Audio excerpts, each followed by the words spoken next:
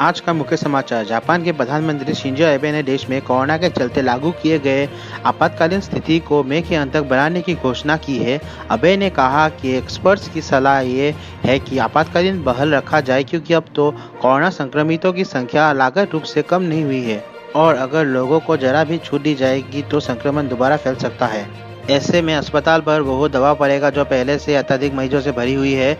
Japan में अब तक कोरोना संक्रमितों की संख्या 15,500 के पार दर्ज हुआ है और 500 से ज़्यादा लोगों की मौत हो चुकी है। लॉकडाउन बहाल है लेकिन देश में कोरोना संक्रमण तेजी से फैल रहा है। केंद्रीय स्वास्थ्य मंत्रालय के ताज़ा रिपोर्ट के अनुसार देश में पिछले 24 घंटों में 3,900 नए मामले सामने आए हैं और 195 लोगों की मौत हुई है।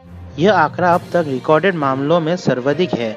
अब भारत में कुल 46,433 कोरोना संक्रमित दर्ज है जिनमें से 1,568 की मौत हो चुकी है। जम्मू एंड कश्मीर का हंडवाड़ा इलाका आतंकवादियों का हॉटस्पॉट बन चुका है।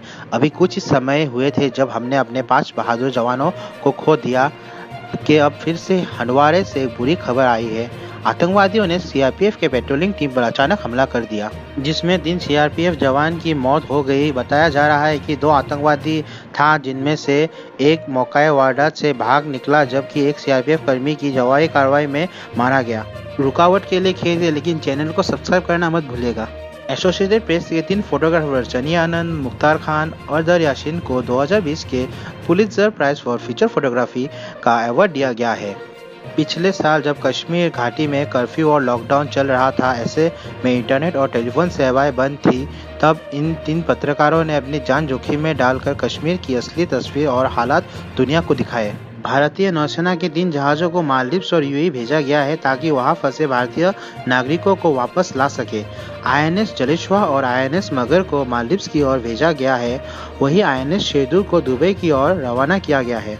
अमेरिकी राष्ट्रपति डोनाल्ड ट्रंप के बार चीन पर दोष आरोप करने के बाद भी डब्ल्यूएचओ चीन की तरफ ही खड़ा है। डब्ल्यूएचओ के emergency director doctor Michael rayon ने कहा है कि वो अमेरिका के आरोपों से सहमत नहीं है क्योंकि अमेरिका ने अब तक ऐसे कोई सबूत नहीं दिए जिससे यह साबित हो सके कि यह कोरोना वायरस वुहान के लैब में तैयार किया गया है। डब्ल्यूएचओ ने कहा कि यह सिर्फ अमेरिका की एक थ्योरी है जिससे साबित नहीं किया गया और ऐसे में चीन पर शक करना या दोष लगाना उचित नहीं है।